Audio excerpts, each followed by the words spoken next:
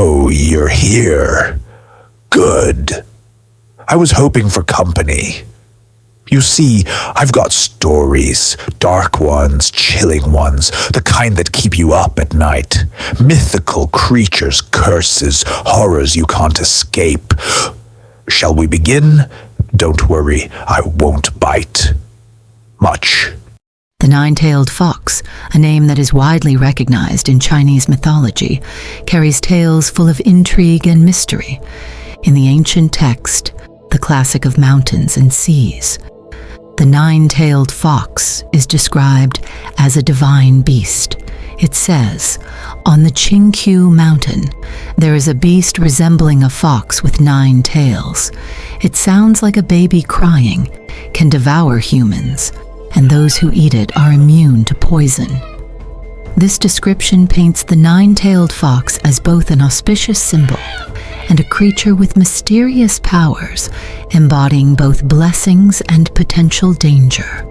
Over time, the image of the nine-tailed fox evolved. In some stories, it is a divine protector of dynastic rule, associated with the Xia and Zhou dynasties.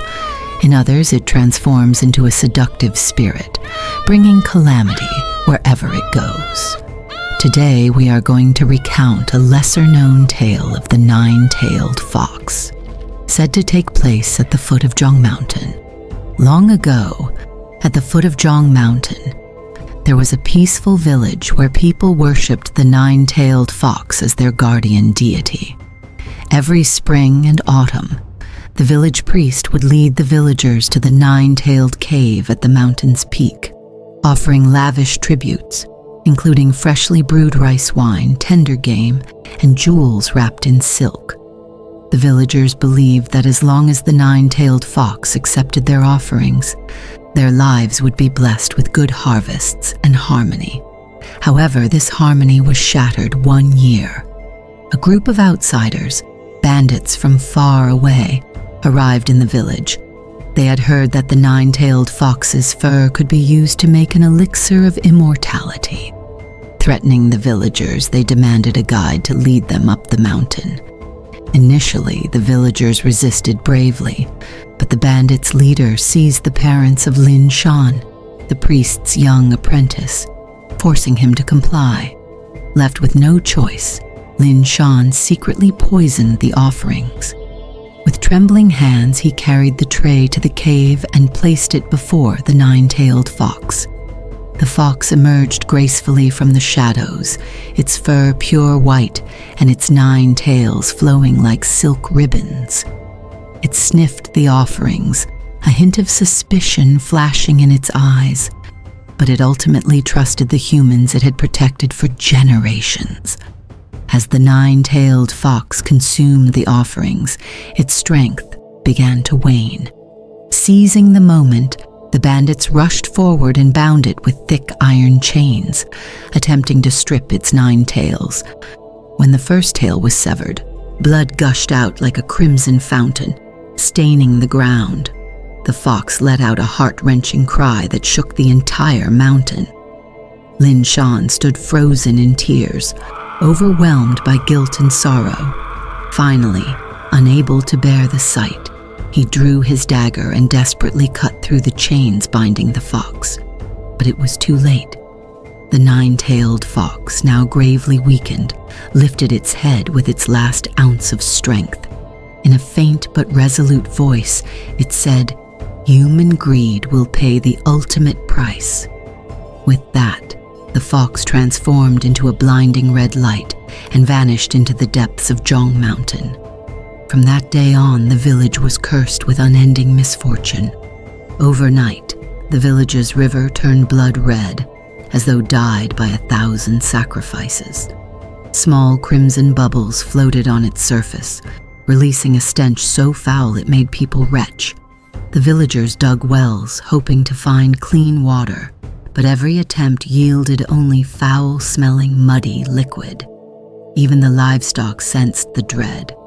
They refused to approach the water sources, growing restless and letting out mournful cries, as if aware of the invisible horrors lurking in the land. Each night, The villagers' shadows seemed to gain lives of their own. Under the pale moonlight, they began to move unnaturally, stretching and twisting as if trying to break free from their owners. Faint rustling sounds accompanied their eerie movements, sending chills down everyone's spine. At the stroke of midnight, the shadows would rise from the ground, crawling toward their sleeping owners. They would latch onto their ankles or wrists, dragging them slowly toward the windows. Those taken by the shadows would vanish without a trace, leaving behind only a sense of terror in the hearts of the remaining villagers. Every few years, on a full moon night, the nine-tailed fox would reappear in the form of a stunningly beautiful woman. Draped in flowing white silk and possessing an enchanting voice, she would wander the village, softly calling out to young men. Those who heard her voice became entranced, following her into the depths of Zhong Mountain without hesitation. By dawn, all that remained of them were a single shoe or an item of clothing found at the village's edge. None of them ever returned. From then on, the image of the nine-tailed fox was forever altered. In the villagers' tales, it was no longer a divine protector, but a terrifying symbol of fear and doom. The men who disappeared seemed to become eternal servants of the fox, while the village itself grew shrouded in darkness and dread. The villagers eventually destroyed the altars where they had once worshipped the fox, and its name became synonymous with evil. Outsiders who heard the stories often dismissed them as mere superstition. Yet those who dared venture near Zhong Mountain in search of the truth never returned. The nine-tailed fox, once a divine creature, had transformed into a monster of legend. Its tale serves as a cautionary reminder. Human greed and betrayal can lead to irreversible consequences. Perhaps, on nights when the moon is full, the lament of those cursed souls still echoes across the mountain, a chilling warning to all who dare listen.